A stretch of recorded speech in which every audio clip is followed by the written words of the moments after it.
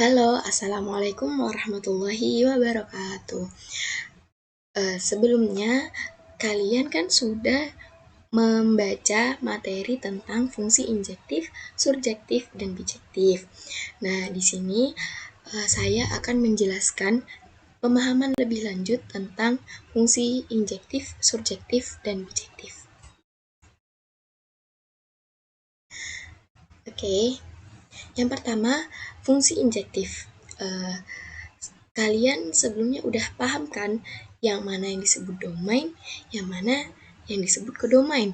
Yang domain itu yang pertama yang akan dipasangkan, yang kodomain yang dipasangkan. Nah, di sini agar lebih paham, saya langsung memberikan contoh.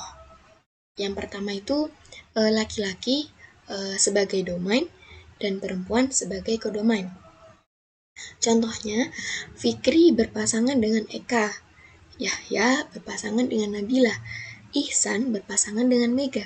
Sedangkan Novi ialah perempuan jomblo atau tidak punya pasangan. Nah, eh, dalam peraturan U4 Undang-Undang UTI UIN, laki-laki tidak boleh berpasangan lebih dari satu dan tidak boleh selingkuh. Ya, kalau tidak boleh lebih dari satu berarti ya emang nggak boleh selingkuh ya, harus setia sama satu pasangan. Maka bisa kita artikan fungsi injektif adalah fungsi, nah karena laki-laki adalah sebagai domain, nah dalam peraturan ini laki-laki tidak boleh memiliki pasangan lebih dari satu. Namun ada kasus Novi, seorang perempuan adalah perempuan jomblo, di mana perempuan jomblo ini tidak mempunyai pasangan. Karena Novi adalah kodomain dan Novi adalah jomblo, maka di sini di kasus ini kodomain boleh tidak mempunyai pasangan. Seperti itu ya. Maka bisa diartikan fungsi injektif adalah fungsi dengan setiap elemen kodomain tidak mempunyai relasi lebih dari satu dengan elemen domain atau setia dengan satu pasangan. Dan fungsi kodomain boleh tidak mempunyai pasangan. Fungsi injektif ini disebut juga dengan fungsi satu-satu karena setiap elemen kodomain hanya boleh berelasi satu kali. Paham ya? Oke, selanjutnya fungsi surjektif. Contohnya di sini adalah istri adalah domain dan suami adalah kodomain. Nah, beda kasus nih ya. Yang sebelumnya kan cuma pacaran. Nah, yang ini suami istri. Dela adalah istri Anam. Hani adalah istri Zahid. Dan Indi adalah istri Anam. Wah, berarti Anam punya istri dua, yaitu Dela dan Indi. Maka bisa kita katakan fungsi surjektif ialah fungsi, coba kita lihat di diagramnya.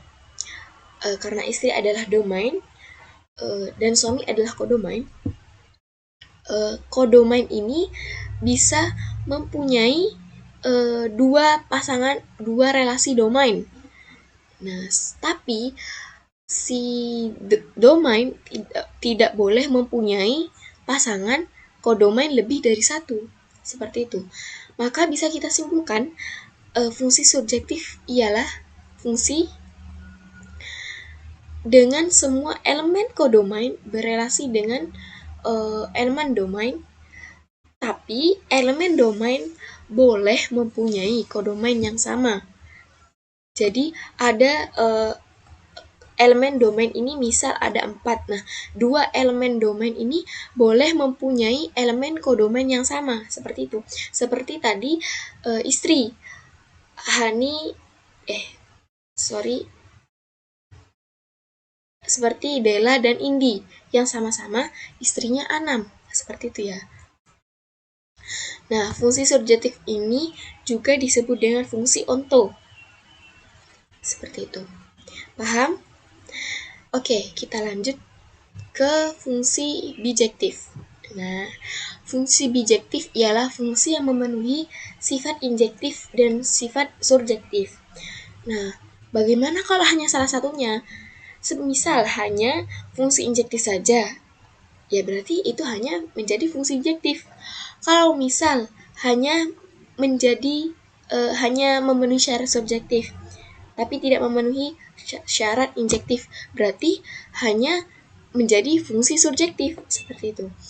Nah, kita kilas balik, yang fungsi injektif itu fungsi yang kodomen itu tidak boleh, yang kodomen itu boleh jomblo. Nah, sedangkan yang di fungsi subjektif, fungsi kodomen tidak boleh jomblo, tapi domain boleh selingkuh. Maksudnya boleh lebih dari satu pasangan. Sedangkan yang di injektif tidak boleh lebih dari satu pasangan. Nah, bagaimana jika menggabungkan keduanya? Nah, fungsi bijektif di sini, adalah fungsi satu-satu, korespondensi satu-satu. Jadi kodomain hanya mempunyai satu pasangan relasi di kodomain, dan kodomain juga hanya mempunyai satu relasi di domain. Jadi fungsi bijektif ini bisa dikatakan fungsi yang paling setia karena hanya satu-satu pasangannya. Seperti itu ya. Itu perbedaan antara fungsi injektif, fungsi surjektif, dan fungsi bijektif. Oke, ada yang bisa dipahami? Pastinya paham lah ya. Oke, next. Ada tugas. Carilah 3 tanaman laut dan 3 tanaman darat. Tempelkan di atas folio dan dikumpulkan dan digambarkan dengan diagram yang mempunyai fungsi subjektif. Nah, di sini kalian membuat diagram panah seperti contoh di setiap penjelasan fungsi bijektif, injektif, dan surjektif. Nah, di situ kalian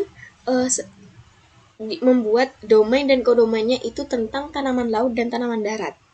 Oke. Lalu tempelkan di atas folio dan dikumpulkan. Seperti itu ya. Oke. Cukup itu saja penjelasan dari saya. Wassalamualaikum warahmatullahi wabarakatuh.